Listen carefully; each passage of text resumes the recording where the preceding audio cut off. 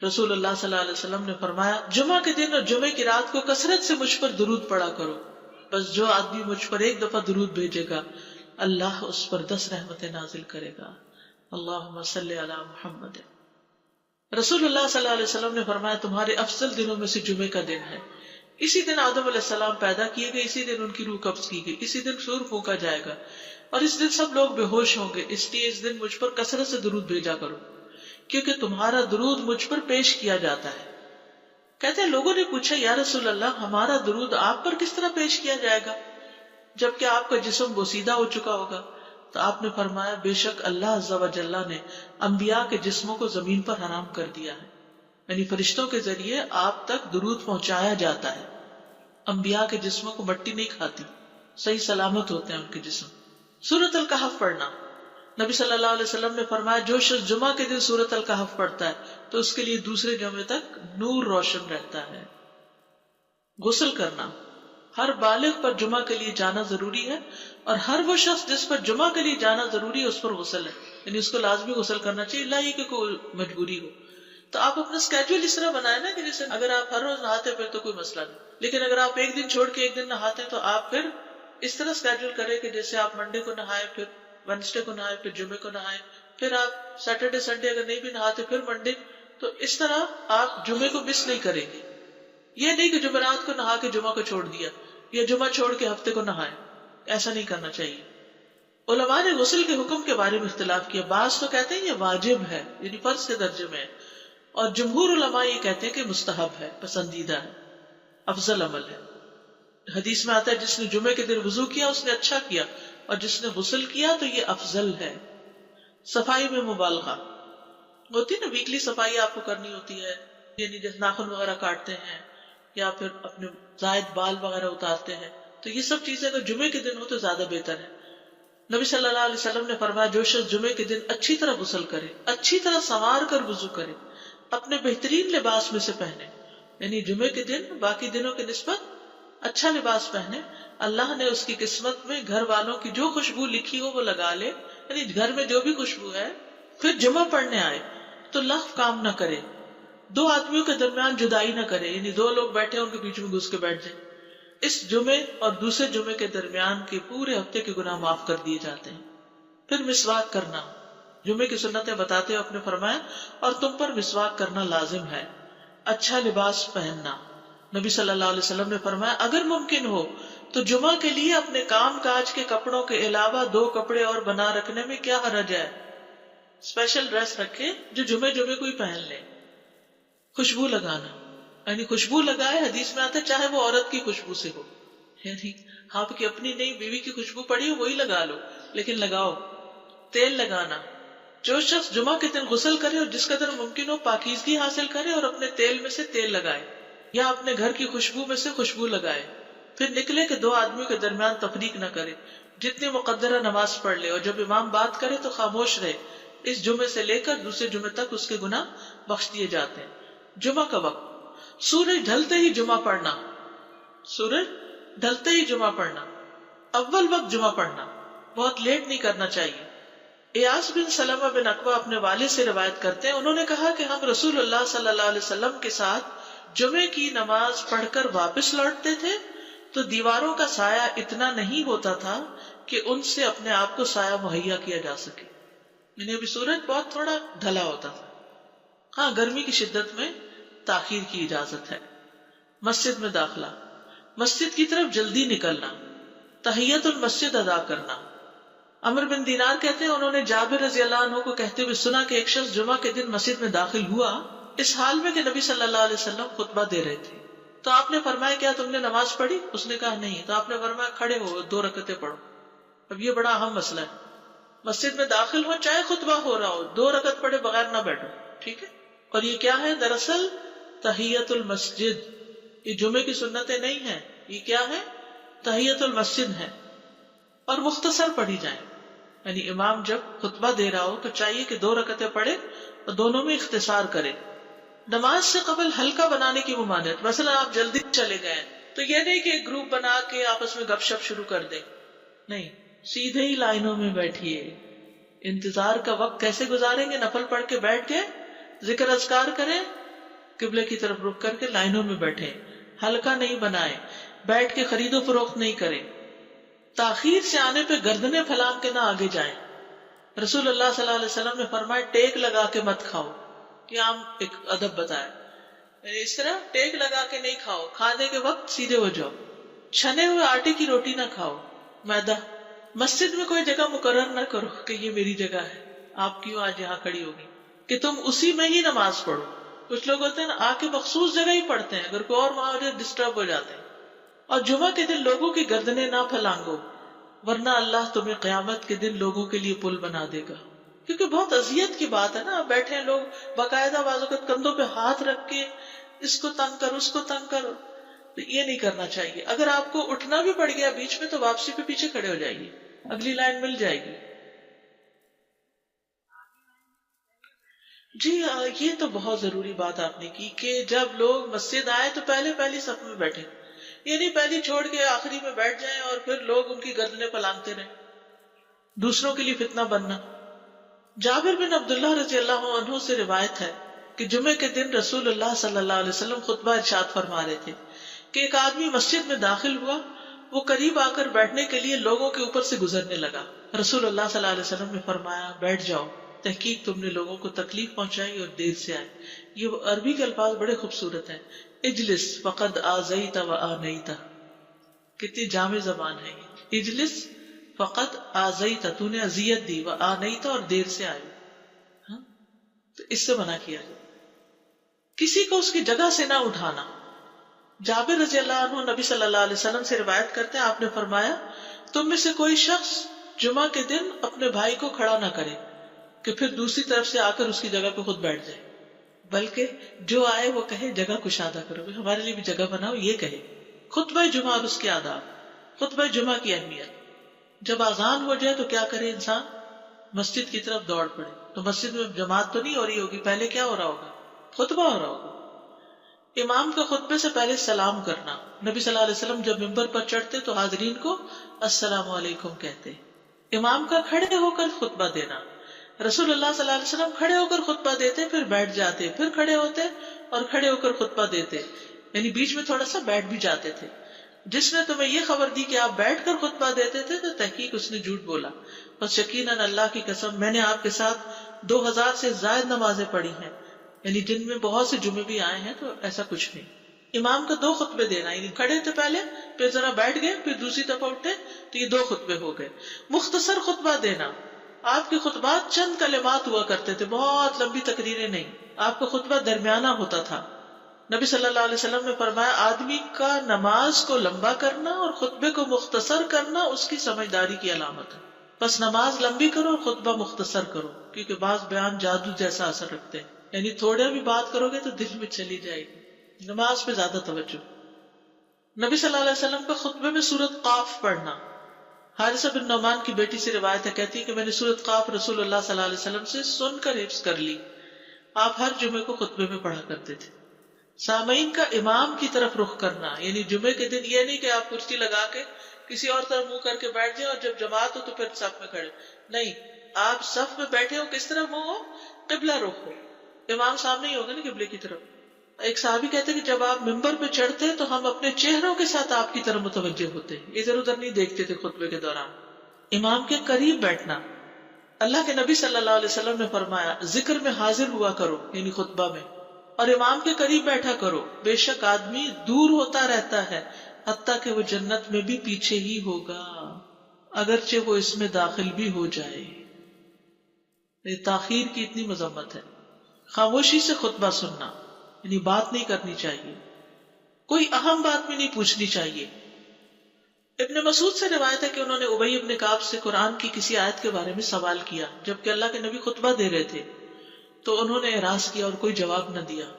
پھر جب آپ نے نماز پڑھائی تو ابی کہنے لگے تمہارا جمعہ ہی نہیں ہوا۔ تو ابن مسعود نے رسول اللہ صلی اللہ علیہ وسلم سے پوچھا تو آپ نے فرمایا ابی نے سچ کہا، کوئی بات کرنے کی اجازت نہیں، یہ کہنے کی بھی کہ چپ ہو جاؤ یہ بھی اجازت نہیں۔ عبداللہ بن مسعود کہتے کہ جب امام جمعہ کے لیے آ گیا پھر تمہارا اپنے ساتھی سے یہ کہنا کہ خاموش رہو لغویت کے لیے کافی ہے، یہ بھی لغو بات ہے۔ کوئی لغو حرکت نہ کرنا، کنکریوں سے نہ کھیلنا، فون سے نہیں کھیلنا، میسیجز چیک نہیں کرنا، انگلیوں میں انگلیاں ڈال کے پٹاخے نہیں بجانا، گوٹ مار کے نہیں بیٹھنا۔ گوٹ مار کے کیسے بیٹھتے ہیں؟ گھٹنے اوپر کر کے اور یوں ایسے گھٹنوں کے گرد ہاتھ ڈال کے۔ کئی دفعہ ایسے نظر آتا ہے کہ خطبے میں لوگ اس طرح بیٹھے ہوتے ہیں کیونکہ پتہ نہیں ہے، یعنی آپ چوکڑی مار سکتے ہیں۔ آپ سب سے افضل پوزیشن تو یہ ہے کہ جیسے نماز کے اتحیات میں ہم بیٹھتے ہیں، لیکن کچھ لوگ اس طرح بیٹھ نہیں سکتے، چلے کرسی میں بیٹھے۔ اگر کرسی نہیں ہے، نیچے بیٹھے ہیں، تو چوکڑی مار کے بیٹھے، مگر ٹانگیں اس طرح پیٹ کے ساتھ لگا کے گھٹنوں پہ ہاتھ کو بل دے کے اس طرح نہیں بیٹھے۔ اگر مجبوری ہے تو وہ اور بات ہے، لیکن یہ کہ بلا وجہ نہیں کرنا چاہیے کیونکہ ادب کے خلاف ہے۔ اونگ آنے پر جگہ بدلنا، نبی صلی اللہ علیہ وسلم نے فرمایا اگر جمعہ کے دن کسی کو مسجد میں اونگ آنے لگے تو اپنی اس جگہ کو دوسری جگہ سے بدل لے، کہ بعض اوقات ایسا ہوتا ہے نا خطبے کے وقت بڑی سکینت ہوتی ہے اور آخری خطبہ تو آپ نیند میں ہی سنتے ہیں۔ نماز جمعہ کی رکعت 2 رکعت ہے فرض بس۔ جمعہ کی نماز 2 رکعتیں ہیں اور ان دونوں میں قرات ہوتی ہے۔ نبی صلی اللہ علیہ وسلم جمعے میں سبح اسم ربک الاعلی اور هل اتاک حدیث الغاشیہ پڑھتے۔ کبھی جمعہ اور عید کٹھے ہو جاتے تب بھی دونوں نمازوں میں یہی سورت پڑھتے تھے، ٹھیک ہے۔ اسی طرح صبح کی نماز میں جمعے کے دن الف لام میم التنزیل اور هل اتى علی الانسان کی قرات کرتے اور نماز جمعہ میں سورۃ الجمعہ اور منافقین کی تلاوت کرتے، یعنی یہ بھی ملتا ہے۔ فرض کے بعد 2 رکعت پڑھنا، عبداللہ بن عمر سے روایت ہے انہوں نے رسول اللہ صلی اللہ علیہ وسلم کی نفل نماز کو بیان کیا اور کہا کہ آپ جمعے کے بعد کوئی نفل نماز نہیں پڑھتے تھے حتیٰ کہ واپس تشریف لے جاتے، پھر اپنے گھر میں 2 رکعت پڑھتے تھے۔ اب جو لوگ گھر نہیں جاتے تو پھر وہیں پر وہ پڑھ لیتے ہیں، ورنہ آپ صلی اللہ علیہ وسلم اپنی سنتیں وغیرہ گھر میں پڑھتے تھے۔ اور اسی طرح 4 بھی پڑھی جا سکتی، 2 بھی ہیں 4 بھی ہیں۔ آپ صلی اللہ علیہ وسلم نے فرمایا جب تم میں سے کوئی جمعہ پڑھ چکے تو اس کے بعد 4 رکعتیں پڑھے، یہ آپ کا حکم ہے۔ تو جب آپ کا 2 چیزیں ہوتی ہیں سمجھنے کے لیے، ایک آپ کا فعل ہوتا ہے اور ایک آپ کا حکم ہوتا ہے، تو ہمارے لیے کیا ہے جو آپ کا حکم ہو۔ جمعے کے بعد کوئی اور نماز پڑھنے سے پہلے گفتگو کرنا، یعنی سنت پڑھنے سے پہلے گفتگو کرنا۔ اسما بن مالک سے مرفوعاً روایت ہے کہ جب تم میں سے کوئی آدمی جمعہ کی نماز پڑھے تو اس کے بعد اس وقت تک کوئی نماز ادا نہ کرے جب تک کسی سے کلام نہ کرے یا اس جگہ سے نکل نہ جائے۔ پہلے منع تھا، اب کوئی نہ کوئی بات کر لینی چاہیے، نہیں سمجھ آئی؟ یعنی جمعہ پڑھ لیا آپ نے اور پھر کسی سے آپ سلام دعا کر لیں، اس کے بعد سنت پڑھیں یا نفل جو بھی، ٹھیک ہے۔ اور گھر جانا تو گھر جا کے پڑھیں، اور اگر گھر نہیں جانا کام پہ جانا ہے تو ادھر ہی پڑھ کے چلے جائیں۔ کتنا پیارا ہے ہمارا دین کہ اتنا لمبا بھی چپ کر روزہ نہیں رکھوایا۔ بالکل عاصم سے روایت ہے، وہ ابو قلابہ سے نقل کرتے ہیں، میں نے ان کے ساتھ جمعہ کی نماز پڑھی، جب میں نے اپنی نماز پوری کر لی انہوں نے میرے ہاتھ کو پکڑا اور میری جگہ پر کھڑے ہوئے اور مجھے اپنی جگہ پہ کھڑا کیا۔ وہ جو ہم چینج کرتے ہیں نا جگہ، وہ اس کی بات ہو رہی ہے، یعنی جمعے کے بعد کوئی اور نماز پڑھنے سے پہلے بات بھی کر لینا، جگہ بھی تبدیل کرنا۔ لیکن اگر کچھ لوگ پہلے سے ہی آپ کے سنتیں شروع کر چکے اور کوئی چینج کرنے والا نہیں تو پھر پڑھ لیجئے۔ یعنی یہ مستحب اعمال ہیں، ان میں ایسا نہیں کہ کوئی گناہ لازم ہو جائے گا، لیکن افضل یہ ہے، افضل سے اجر زیادہ ہو جاتا ہے۔ جمعہ کے دیگر احکام، 1 رکعت پانے پر بھی جمعہ ادا ہو جاتا ہے، یعنی اگر کسی کو رش مل گیا، پارکنگ نہیں ملی اور 1 رکعت میں بھی پہنچ گیا تو جمعہ ہو گیا۔ امام سے دعا کا کہنا، انس کہتے ہیں کہ ایک سال نبی صلی اللہ علیہ وسلم کے عہد میں لوگ قحط میں مبتلا ہوئے۔ جمعہ کے دن میں نبی صلی اللہ علیہ وسلم کے خطبہ پڑھنے کے دوران میں ایک اعرابی کھڑا ہو گیا، کہا یا رسول اللہ مال تباہ ہو گئے، بچے بھوکے مرنے لگے، اس لیے آپ اللہ سے ہمارے حق میں دعا کیجیے۔ آپ نے اپنے دونوں ہاتھ اٹھائے، اس وقت آسمان پر بادل کا ایک ٹکڑا بھی نہیں تھا، قسم اس ذات کی جس کے ہاتھ میں میری جان، آپ نے ہاتھ اٹھائے بھی نہیں تھے کہ پہاڑوں کی طرح بادل کے بڑے بڑے ٹکڑے امڑ آئے۔ یہ معجزہ ہے آپ کا، آپ کی دعا قبول ہو گئی۔ پھر آپ ممبر سے ابھی اترے نہیں تھے کہ میں نے آپ کی داڑھی پر بارش کے قطروں کو ٹپکتے ہوئے دیکھا۔ اس دن خوب بارش ہوئی، پھر دوسرے دن، تیسرے، چوتھے، حتیٰ کہ دوسرے جمعے تک سلسلہ جاری رہا۔ دوسرے جمعے وہی اعرابی یا کوئی اور کھڑا ہو گیا اور کہا یا رسول اللہ چھتیں گر گئی، مال ڈوب گیا، اس لیے آپ ہمارے لیے اللہ سے دعا کیجیے۔ چنانچہ آپ نے اپنے دونوں ہاتھ اٹھائے اور فرمایا اے میرے اللہ ہمارے ارد گرد برسا، ہم پر نہ برسا، اور بدلی کے جس طرف اشارہ کرتے وہ بدلی ہٹتی جاتی اور مدینہ ایک حوض کی طرح ہو گیا۔ وادی کنات 1 مہینے تک بہتا رہا۔ جو شخص بھی کسی علاقے سے آتا تو اس پر بارش کا حال بیان کرتا، جیسے ہوتا ہے نا کوئی فلڈ آ جائے یا کچھ ہریکن، تو پھر ہر کوئی موضوع گفتگو ہو جاتا ہے۔ جمعہ کے بعد قیلولہ کرنا. انس کہتے ہیں کہ ہم لوگ جمعہ کے دن سویرے نکلتے اور جمعہ کی نماز کے بعد قیلولہ کرتے تھے. جمعہ کے بعد کھانا کھانا. سہل کہتے ہیں کہ ہم نہ تو قیلولہ کرتے نہ دوپہر کا کھانا کھاتے مگر جمعے کے بعد. لنچ کب ہے؟ جمعے کے بعد. جمعے کو قیام و سیام کے لیے خاص کرنے کی ممانعت ہے، یعنی اس دن کی رات کو شب جمعہ منانا کہ اس رات پوری عبادت کریں گے، یہ سنت سے ثابت نہیں. ٹھیک ہے.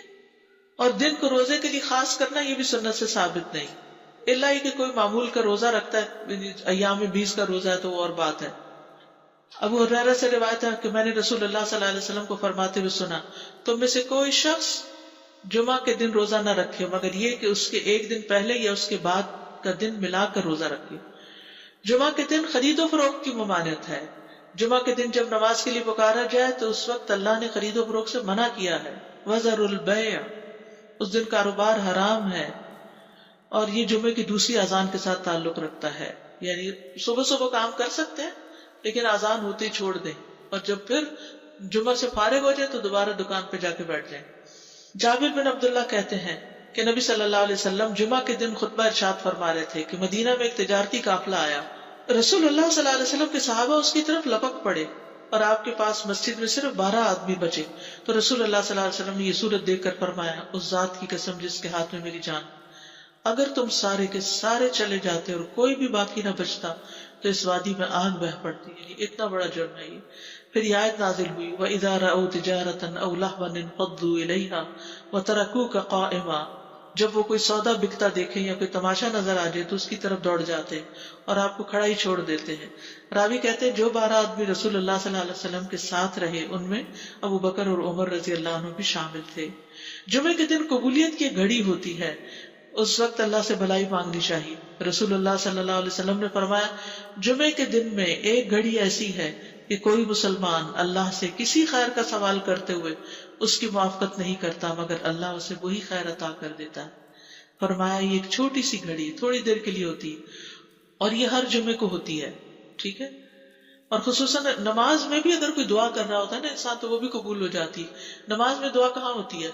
شروع میں ہوتی ہے، رکوع میں ہوتی ہے، سجدے میں ہوتی ہے، تشہد میں ہوتی ہے. تو اگر یعنی جمعہ پڑھ رہے ہیں اور بیچ میں دعائیں آ گئی ہیں تو ہو سکتا ہے وہی گھڑی آ گئی ہو اور آپ کی دعا قبول ہو جائے. اور یہ تورات میں بھی اس کا ذکر تھا. ابو ہریرہ رضی اللہ عنہ کہتے ہیں کہ رسول اللہ صلی اللہ علیہ وسلم نے فرمایا، بہترین دن جس میں سورج طلوع ہوتا ہے جمعہ کا دن ہے. اس دن میں ایک گھڑی ایسی ہے کہ نماز کی حالت میں اگر کوئی مسلمان بندہ اللہ عز و جل سے کچھ طلب کرے تو وہ اس کو ضرور دیتا ہے. کعب نے کہا ایسا سال میں ایک مرتبہ ہوتا ہے؟ تو میں نے کہا نہیں بلکہ ہر جمعہ کو ہوتا ہے. کہتے ہیں پھر کعب نے تورات پڑھی تو کہا نبی صلی اللہ علیہ وسلم نے سچ فرمایا. ابو ہریرہ رضی اللہ عنہ کہتے ہیں کہ میں بعد میں عبداللہ بن سلام سے ملا اور ان سے اپنی اور کعب کی مجلس کا بتایا تو عبداللہ بن سلام رضی اللہ عنہ نے کہا میں جانتا ہوں وہ گھڑی کب آتی ہے. ابو ہریرہ نے کہا مجھے بھی بتائیے. انہوں نے کہا وہ جمعہ کے دن میں آخری گھڑی ہے. میں نے کہا یہ جمعے کے دن کی آخری گھڑی کیسے ہو سکتی ہے؟ حالانکہ رسول اللہ صلی اللہ علیہ وسلم نے فرمایا جو مسلمان بندہ اس کو نماز پڑھتے ہوئے پائے. اس وقت میں کوئی نماز نہیں پڑھی جاتی. تو عبداللہ بن سلام نے کہا کیا رسول اللہ صلی اللہ علیہ وسلم نے یہ نہیں فرمایا جو شخص نماز کے انتظار میں بیٹھا رہے وہ گویا نماز ہی کی حالت میں ہے حتیٰ کہ نماز پڑھ لے؟ کہتے ہیں میں نے کہا ہاں. تو انہوں نے کہا بس یہی ہے. یعنی اس وقت کیا کرنا چاہیے؟ آخری گھڑی میں وضو وغیرہ کر کے مغرب کی نماز کے انتظار میں بیٹھ کے دعائیں کریں، اذان ہو تو نماز پڑھ لیں. عصر کے بعد سے مغرب تک کا وقت ہے. انس بن مالک سے روایت ہے کہ نبی صلی اللہ علیہ وسلم نے فرمایا جمعہ کے دن اس گھڑی کو جس میں دعا کی قبولیت کی امید کی جاتی ہے عصر سے لے کر سورج ڈوبنے تک کے درمیان تلاش کرو اور دن کی آخری گھڑی ہے. تو اللہ سبحانہ وتعالی ہمیں اس دن کی برکتوں سے فائدہ اٹھانے کی توفیق عطا فرمائے.